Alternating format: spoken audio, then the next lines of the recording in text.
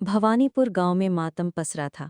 नूतन, जिसे सभी प्यार करते थे, अब इस दुनिया में नहीं थी।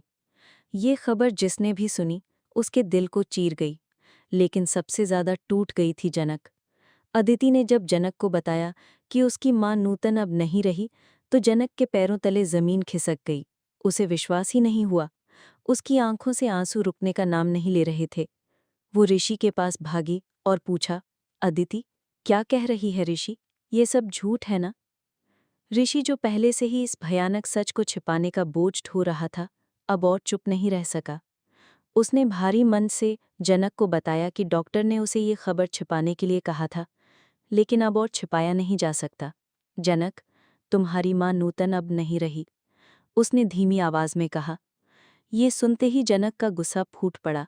वो ऋषि पर बरस पड़ी। तुमने मुझसे ये कैसे छिपाया? मेरी माँ, वो मुझे छोड़कर कैसे जा सकती है? मेरा इस दुनिया में उनके सिवा और कोई नहीं है। जनक जमीन पर गिरकर बिलख बिलख कर रोने लगी। उसे अपनी माँ की हर बात, हर हंसी, हर प्यार भरा स्पर्श याद आ रहा था। वो बस एक ही बात कहती जा रही थी, मुझे अपनी माँ के पास जाना है, मुझे अपनी माँ को देखना है। उधर अदिति ने अनिरुद्ध और अर्शी को भी नूतन की मौत की खबर दी। अनिरुद्ध, जो अपनी जिंदगी में सब कुछ पाकर भी एक खालीपन महसूस करता था, इस खबर से स्तब्ध रह गया। उसे विश्वास ही नहीं हो रहा था कि नूतन, जिससे उसकी पुरानी यादें जुड़ी थीं, अब नहीं रही। उसके दिल में कहीं दबी हुई एक टीस उठने लगी। रात को जब फूल, जिसे अब जनक के नाम से जाना जाता था, गहरी नींद में थी, उसने एक सपना देखा। सपने में उसकी माँ नूतन उससे मिलने आई थी। नूतन मुस्कुरा रही थी, लेकिन उसकी आंखों में एक अजीब सी उदासी थी। माँ, तुम कहाँ जा रही हो? मुझे छोड़कर मत जाओ, फूल सपने में ही चिल्लाई। नूतन ने उसे गले लगाया और उसके माथे को चूमा। बेटा, तुम जिस सच्चाई के रास्ते पर चल रही हो, उसी पर चलते रहना, कभी हार मत मानना। तुम्हारे रास्ते में जितने भी कांटे आएंगे, वे अपने आप हट जाएंगे। बस अपनी पढ़ाई पर ध्यान देना और एक बड़ी इंसान बनना। मेरा डॉक्टर बनने का सपना पूरा करना, नूतन ने प्यार से कहा। फूल कुछ समझ नहीं पा रही थी कि उसकी माँ ऐसी बातें क्यों कर रही है, लेकिन माँ की आवाज़ में कुछ ऐसा था जो उसे शांत कर रहा था।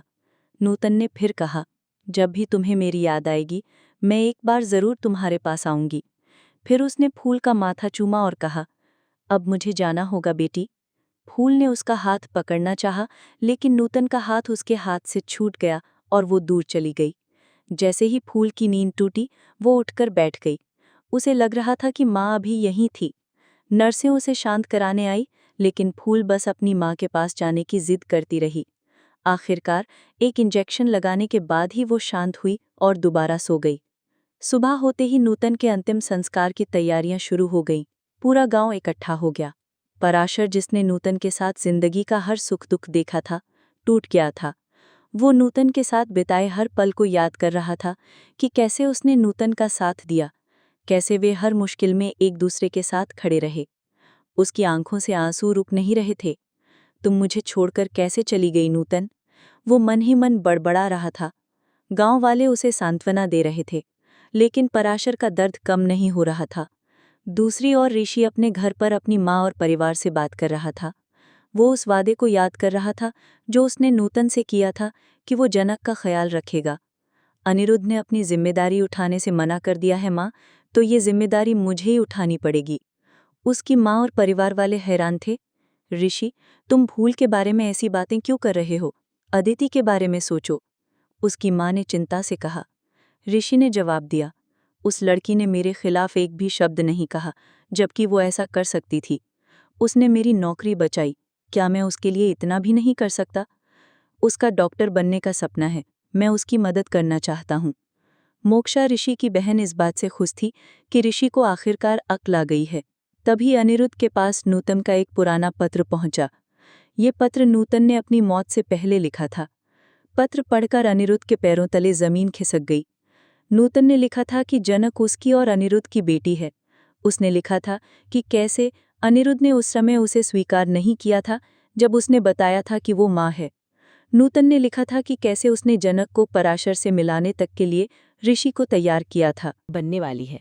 नूतन ने पत्र में लिखा था कि उसने जनक को कभी अनिरुद्ध का नाम नहीं बताया, बस इतना कहा कि उसके पिता भवानीपुर में रहते हैं। उसने अनिरुद्ध से गुजारिश की थी कि वो जनक को अपना नाम दे और एक पिता का फर्ज निभाए, क्योंकि वो शायद ये देखने के लिए जिंदा नहीं रहेगी कि अनिरुद्ध उसे स्वीकार करता है या नहीं। अनिरुद्ध अवाक रह गया। उसे विश्वास नहीं हो रहा था कि झनक उसकी बेटी। उसने नूतन को इतना प्यार किया था, लेकिन कभी ये नहीं सोचा था कि उनके बीच ऐसा भी कुछ हुआ होगा। पश्चाताप की आग में उसका दिल जलने लगा। वो भागा भागा ऋषि के पास गया और पूछा, ऋषि, क्या तुमने इस बारे में किसी को बताया है? ऋषि ने कहा, नहीं, अभी तक नहीं, लेकिन अब हमें झनक की पूरी जिंदगी का खर्च उठाना होगा। अनिरुद्ध ने कहा, मैं सब कुछ करूंगा, उसे पढ़ाऊंगा, लिखाऊंगा, लेकिन उसे अपना नाम नहीं दे सकता। मैंने बहुत मुश्किल से अपना परिवार बनाया है। अगर ये बात बाहर आ गई तो मेरा परिवार टूट जाएगा। ऋषि ने अनिरुद्ध की आंखों में देखा और कहा, नूतन मरते मरते झूठ नहीं बोल सकती अनिरुद्ध।